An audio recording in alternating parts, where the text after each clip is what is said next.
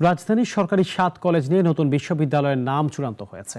Dhaka central university DCU নামে এই ৭ কলেজের কার্যক্রম পরিচালিত হবে।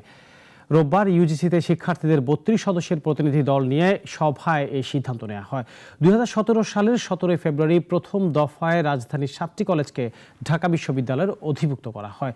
কলেজগুলো হলো ঢাকা কলেজ, ইডেন মহিলা কলেজ, সরকারি শহীদ সোহরাওয়ার্দী কলেজ, কবি নজরুল সরকারি কলেজ, বেগম বদরুন্নেসা সরকারি মহিলা কলেজ, সরকারি বাংলা কলেজ ও সরকারি তিতুমীর কলেজ। এইসব কলেজে শিক্ষার্থী প্রায় ২ লাখ। বিকালে প্রধান উপদেষ্টা deputy press secretary Abul Kalam Azad এসব তথ্য জানান।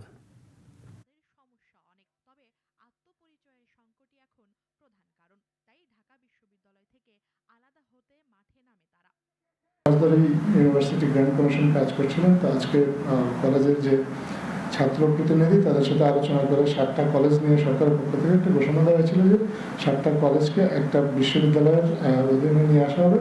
সে বিশ্ববিদ্যালয়ের একটা নাম প্রস্তাব করা হয়েছে, যেখানে বিভিন্ন কলেজের 7টা কলেজেরই ছাত্র প্রতিনিধিরা সম্মতি দিয়েছেন। এই বিশ্ববিদ্যালয়টার নাম হবে, প্রস্তাবিত নাম ঢাকা সেন্ট্রাল ইউনিভার্সিটি।